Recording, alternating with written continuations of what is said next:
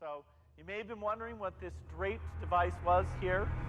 This is the Xbox. And so for the first time, let me now unveil Xbox.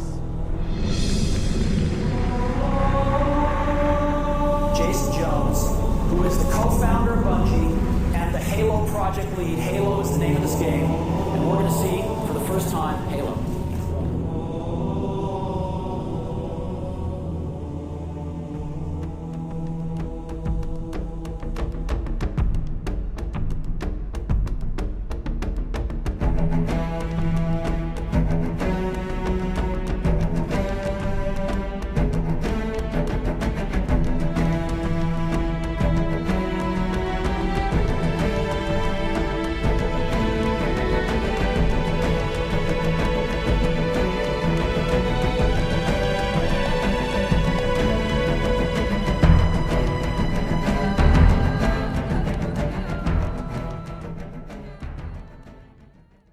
Alright class, today we will be talking about Halo.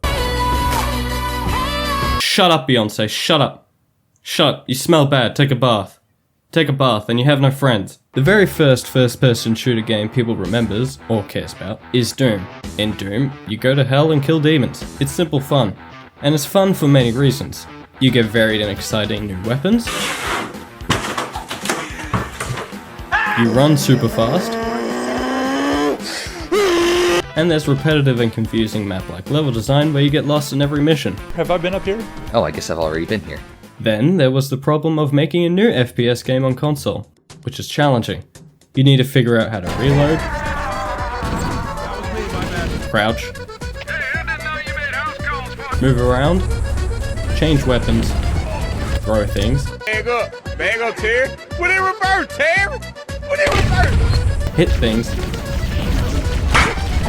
look around, but most importantly shoot, among many others. All that on a device with very few buttons. Rare said, I don't know, and gave us GoldenEye. This is a great game. You get varied and exciting weapons.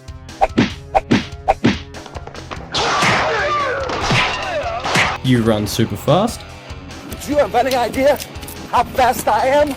And there's repetitive and confusing map-like level design where you get lost in every mission. It has not stood the test of time though, with a few imperfections and a crappy controller making it nearly unplayable. It's things like this that slip under the radar when its success is brought into question. So, the question becomes, how do we make an FPS game on console that is both fun and playable?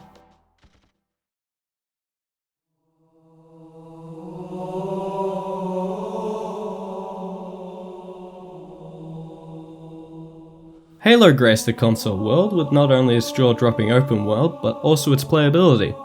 Help, my grandma can play this and she has no hands. This is her giving a thumbs up. So what are some of the things they added that made this game so playable? Snapping, which is a soft lock so the crosshairs focus on an enemy, like a deer focusing on a car heading 200 km per hour. Hey, come on! Hey, watch it! Friction, the crosshairs slow down when it hits an enemy. When I interviewed you for Ant-Man. And bullet magnetism. So if that baby's red, you'll be committing mass murder. These are just a few of the improvements they invented, which are common in FPS games to this day. They make playing the game not only look good, but also feel good. Just like that cake over there. Warm, yummy, delicious, chocolate cake. There's a beautiful simplicity to Halo 1 that just doesn't exist in games anymore. There's no confusing story and no crazy mechanics, just fun. And you can tell Bungie put a lot of work into it and their future products because they actually care about making a good game. In Halo 1, there was maybe 30 seconds of fun that happened over and over and over and over again. So if you can get 30 seconds of fun, you can pretty much stretch that out to be an entire game. So you can have all the great graphics and all the different characters and lots of different weapons with amazing effects, but if you don't nail that 30 seconds, you're not going to have a great game. These are just a few of the common philosophies in video games that you just don't find anywhere else today. Bungie also helped pioneer multiplayer on console with the introduction of Xbox Live. Dude, they can hear me, and I can hear them. That's the coolest thing about Xbox Live, the voice. The Matrix is everywhere. Morpheus, Dorpheus, Morpheus. And let's not forget the music!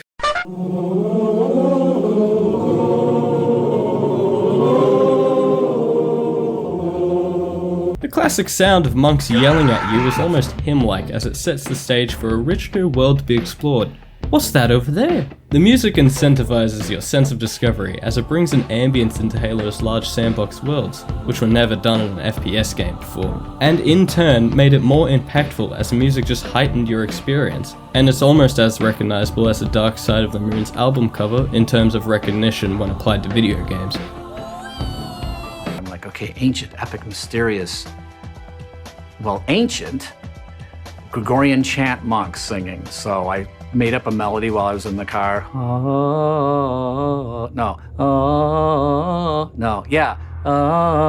I came up with the whole melody in about the half hour it took me to drive to Mike's house. I walk in, I said, Mike, okay, we're gonna do like big epic orchestra, but we're gonna start with monks singing and we're gonna end with monks singing, and that'll give us this nice epic ancient feel. And Mike's like, yeah, cool. Looks okay. Sure is a fine-looking game. Yeah. What's that? Is that the Campaign. Yeah. And the Multiplayer. Yeah. Oh, looks good, huh? So, now the question becomes, how do you expand on perfection? Well, the answer's simple, really.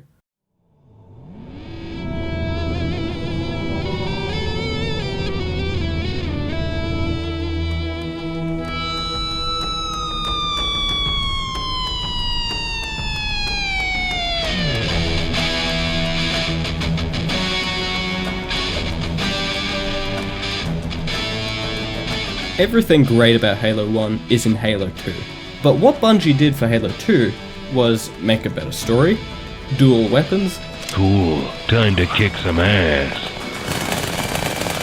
hijacking, Don't take this personal. only regenerating health, Bingo. This is sort of a pro-Obamacare message. and Steve Vai. That's it. That's all they added. Halo 2, more like the same game as Halo 1, I'll be here all week. To be honest, that's all they needed to do, because big sprawling sequels to games weren't as prevalent back then. People were just excited to play a new Halo with a new story. Ooh.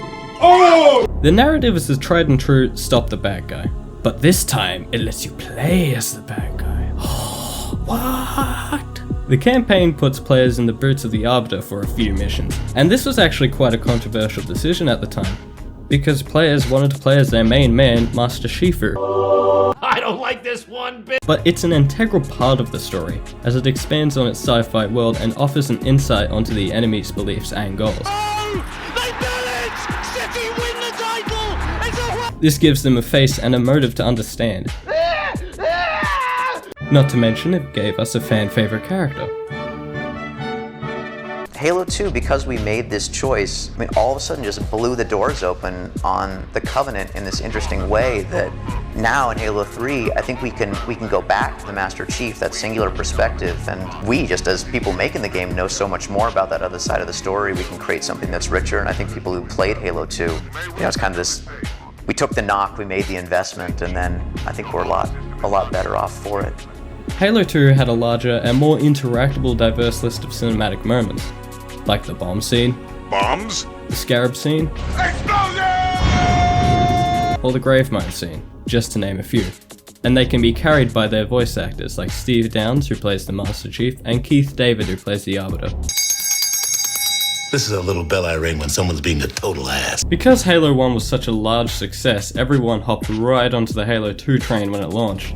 In a few hours, one of the most eagerly awaited video games finally goes on sale. Preparing to rewrite retail history. Video game is expected to have bigger first-day revenues than any movie has ever had an opening day at the box office. Biggest retail launch in entertainment. Video gamers across the country are anxiously awaiting the midnight release of a game called Halo 2. 45 minutes and counting for Halo 2 to go on sale. The line right now is probably about 100 yards long. It is the most anticipated game in entertainment history.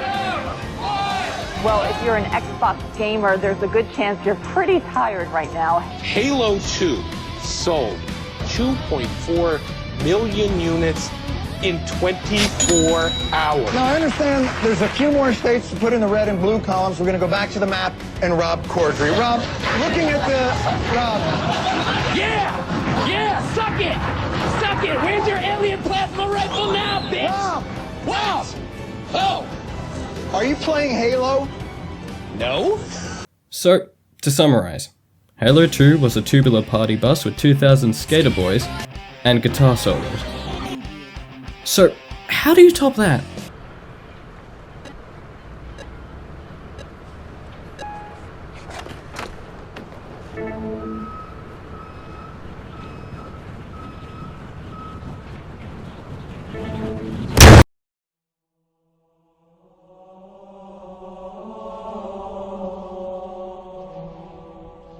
Halo 3 was more subtle. If this is Halo 2,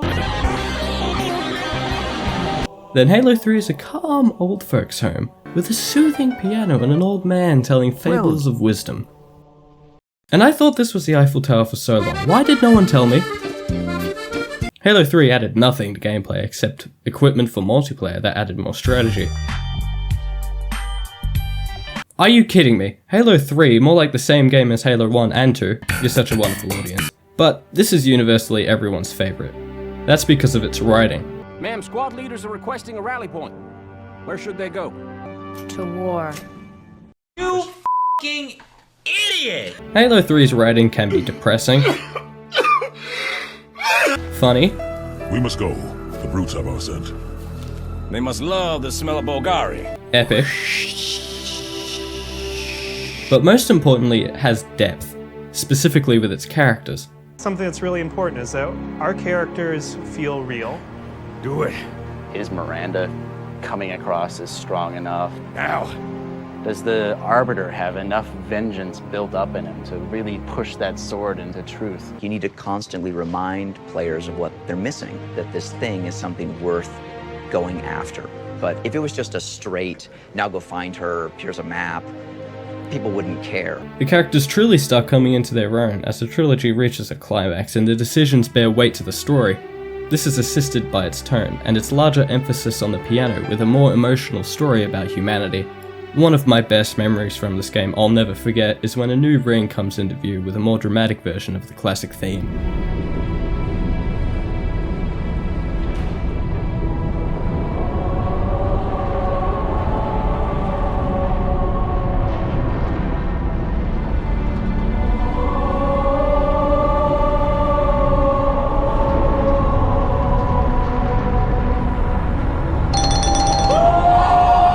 Halo 3 is definitely the best one, with an attraction to cinematography and such a satisfying and powerful ending that leaves me depressed every time, and with everything tying up so well, I wish they didn't make another one. But they did.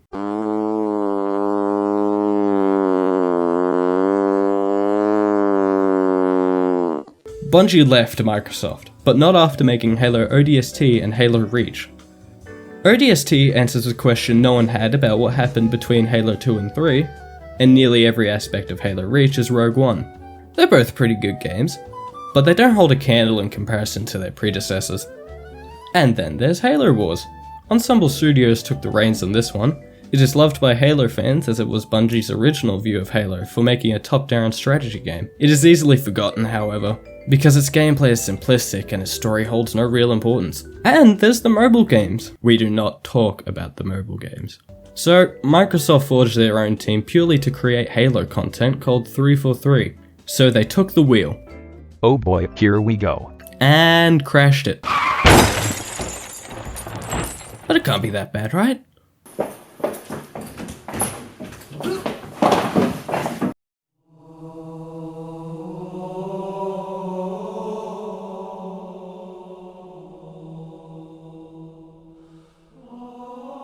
Halo 4 is a more personal and human story about the Master Chief and Cortana's relationship, as they set out looking for a cure to virtual ADD and a lobotomy on my brain because I can't stop staring at Cortana's thick booty.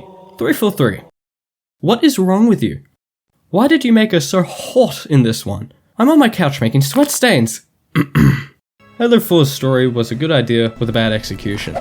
Its main complaint is its overly complicated sci-fi aesthetic, which was such a dramatic demote from Halo 3, fans felt like they weren't playing Halo anymore, but rather having an acid trip.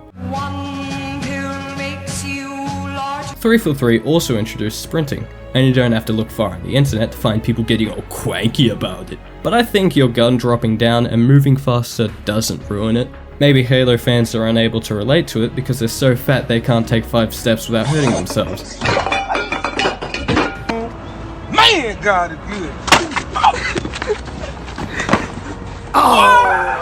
Halo 4 is sadly drowned in its faults. It has a generic bad guy, boring, lame new weapons, it has uninspired and lazy robot things, and confusing exposition dumps on par with the Matrix. The Didact is leaving, Requiem. Soon. You must not allow it. Leaving.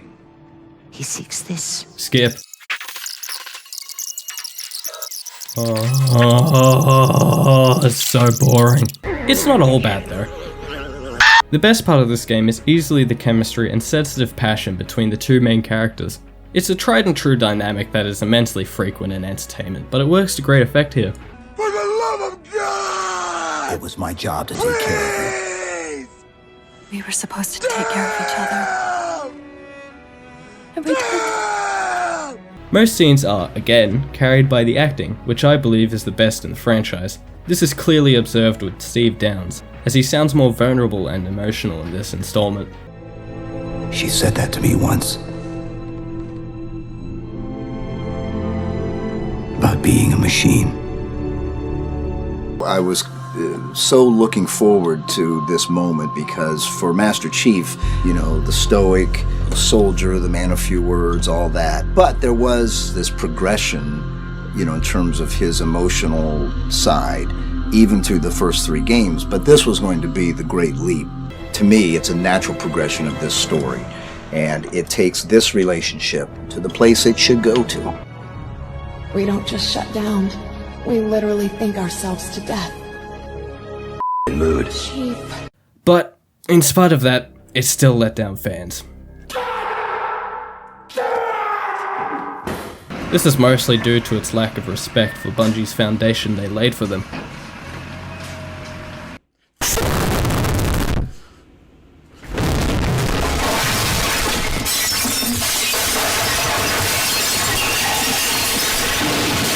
Before their next game, 343 made the Master Chief Collection, which had every Halo game at that point, and it's the best game 343 has made.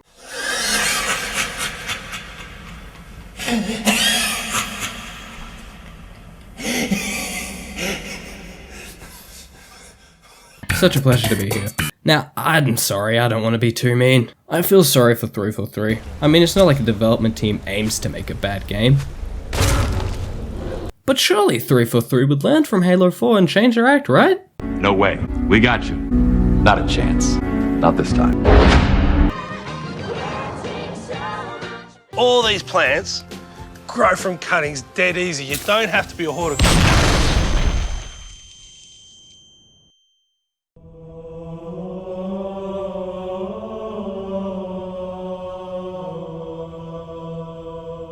This game is poo-poo.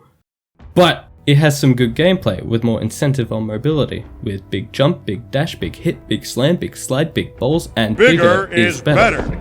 Right? Yes. What? Well, why are you boring me? I'm right. Before you get your knickers in a knot, hear me out a second. A lot of new FPS games are currently focusing on quick kills and speedy movement, because gamers these days want to do things as quick as possible, because they have no patience. A 3-man rush. Yo, like this game is so gosh darn bad, bro. Oh my gosh! Stop! Now, imagine if Halo 3 released today and it had to compare with games like Doom Eternal. It just wouldn't hold up, especially when esports are put into the equation.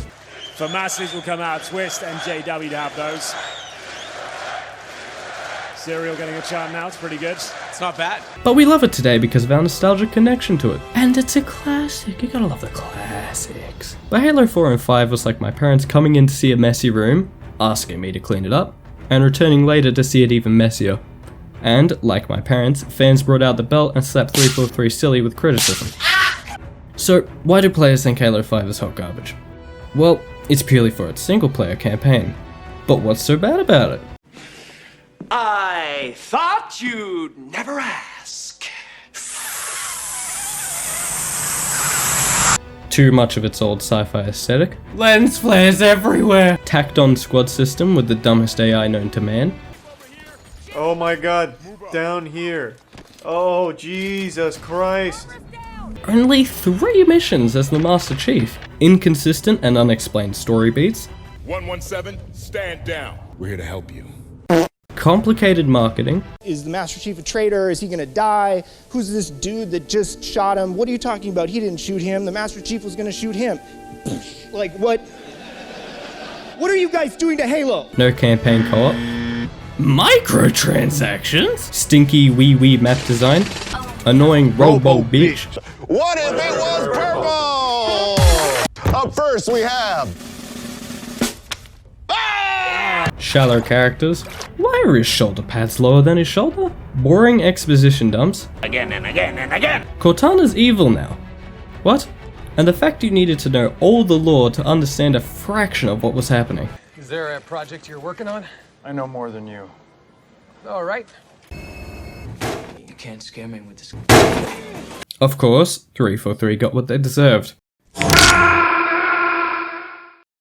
This game has left an unremovable stain on Halo's legacy, and even the Xbox industry as a whole, and it's hated by nearly everyone for what it did to Halo's name.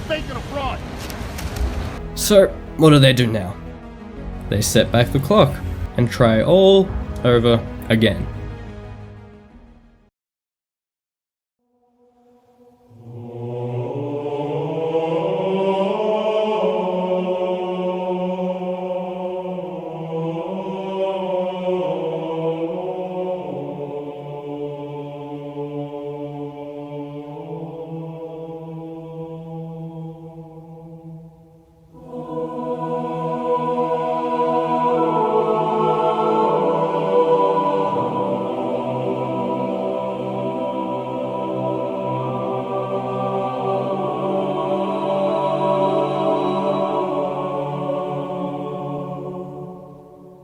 I just shit myself. I'll be right back.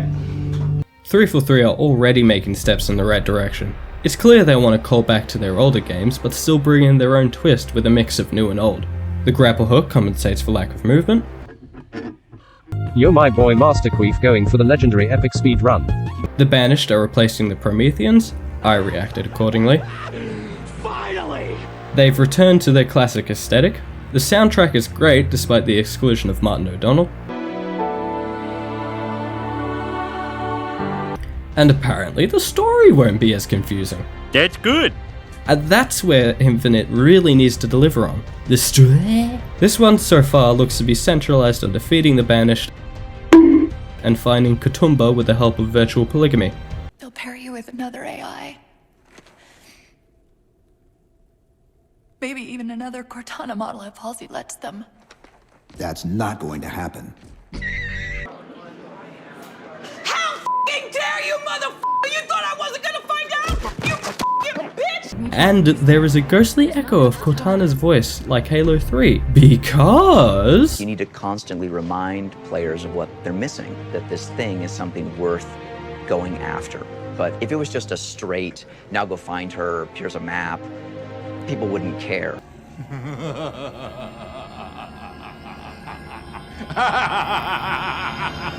And that year-long delay they had, they definitely needed. They aren't shy about showing off their game anymore and seem to have a lot more confidence with it. They really want to evolve Halo and make it into a new era, and they're doing this by turning it into a Ubisoft game, with just cause like Outpost, boss fights, adding a skill tree, 2 big bad guys that seem strangely familiar, saving Marines. You're safe now. Oh yeah, this looks safe. But more interestingly, making it open world. I think the open world is a good idea though, because exploring the ring back in Combat Evolved is what made it so groundbreaking. Like the purple Cortana, it's lazy nostalgia bait, and I love it. I'm worried about the approach of what seems to be a copy and paste formula though, because that's just lazy filler. Also, I love the marketing for this game. It definitely calls back to Halo 3's marketing with stories of war, and that dramatic piano begging you to cry. I also like how they emphasize the player stepping into the boots of mankind's savior as well, not to mention the eye-catching visuals. They're really emphasizing this become slogan, and it's much like the believe slogan in Halo 3 that shook the world. It's so sleek. It's pretty much a 5 gum ad.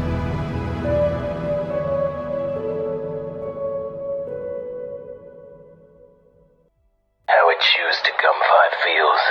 Gum gum.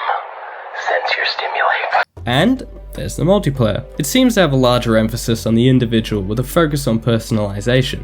There's personal AI, distinct armor pieces and colors to choose from instead of the traditional red versus blue, which longtime fans won't be happy about. They've also brought back equipment from Halo 3 but focused on the player rather than the team. Oh no you don't!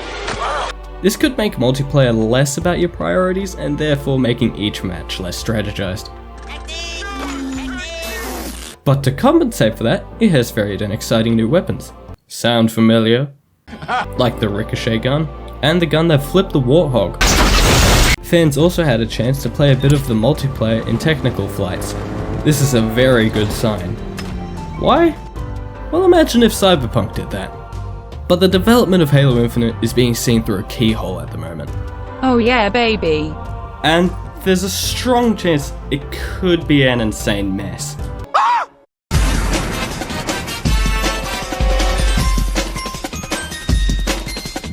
With new creative directors coming and going all the time, the underwhelming gameplay trailer when they needed it most,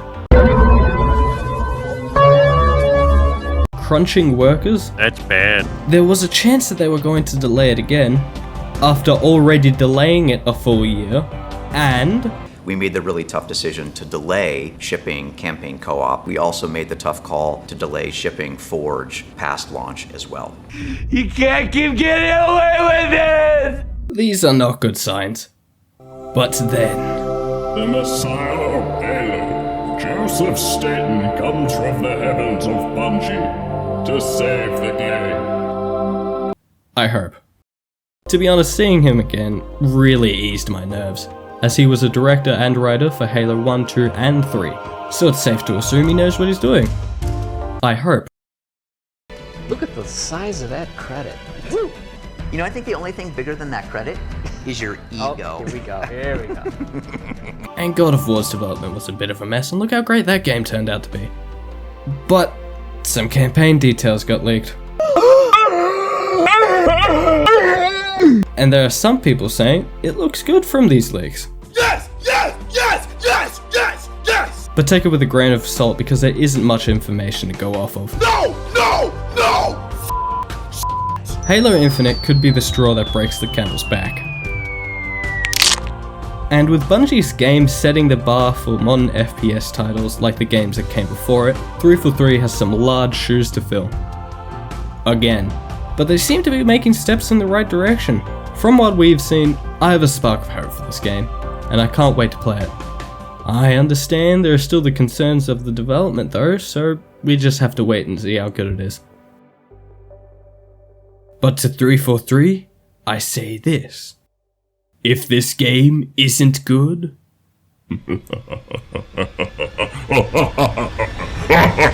I'll break into your house and steal all your DVD copies of Yes Man.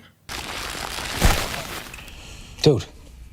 What are you doing? I think I'm about to steal!